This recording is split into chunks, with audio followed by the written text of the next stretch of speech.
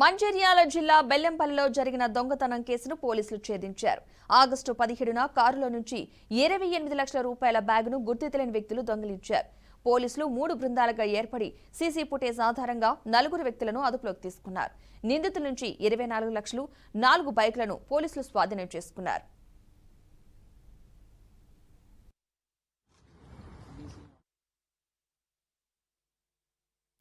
ఇక్కడ ప్లైవుడ్ సంబంధించిన షాప్స్లో హైదరాబాద్ నుంచి మాల్ పంపించే వాళ్ళ ఓనర్ యొక్క కలెక్షన్ ఏజెంట్స్ అందరు కలిసి ఒక కారులో వచ్చారు.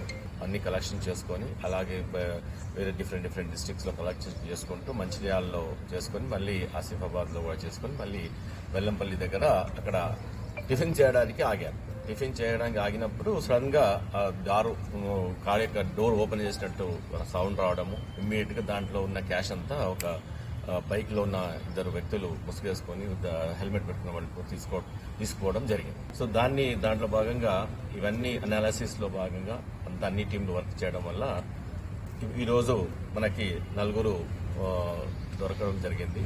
సో దాంట్లో టోటల్ గా మన కంప్లైంట్ 28 lakhs పోయిందని చెప్పి అందాజం మీద కంప్లైంట్ ఇవ్వడం జరిగింది. దాంట్లో వీళ్ళ దగ్గర అందరికి 24 lakhs వరకు, అలాగే 2 వెహికల్స్, సెల్ ఫోన్స్ కూడా మనం రికవర్ చేశాము.